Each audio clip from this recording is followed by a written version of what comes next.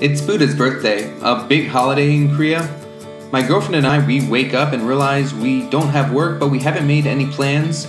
So we pull out a map, close our eyes, point a finger at it, and our finger lands on Ulsan. Yeah, we might as well go check it out. I'm sure they have stuff and things and stuff, you know?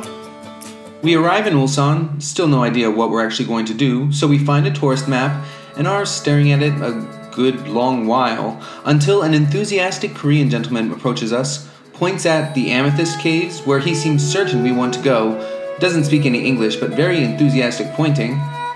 Okay, why not? He hails a cab for us, and speaks to the cab driver, and sends us on our way. The cab takes us on a bit of a journey, and then drops us off at a parking lot that's to an amusement park, or maybe a festival of some sort. Well, we go looking for the Amethyst caves, and we don't find them, but we do find a set of stairs that lead up a mountain to the ice caves. We walk up the stairs, follow various paths here and there, until we find ourselves at Soknamsa Temple. This is a Buddhist temple that was built into a series of caves and just sort of seems to be pouring out of that series of caves into the sunlight.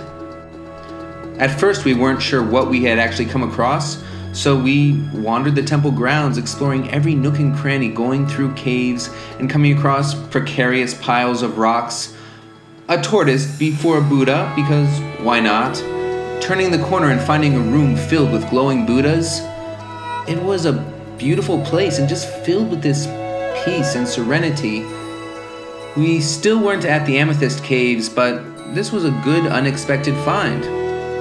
The unexpected surprises of the temple cave kept us occupied for hours, but eventually it was time to go. So we turned back, went to the festival or park, and we saw some interestingly suggestive statues, but we're just about to leave when finally we found the whole reason we had gone there in the first place, the Amethyst caves.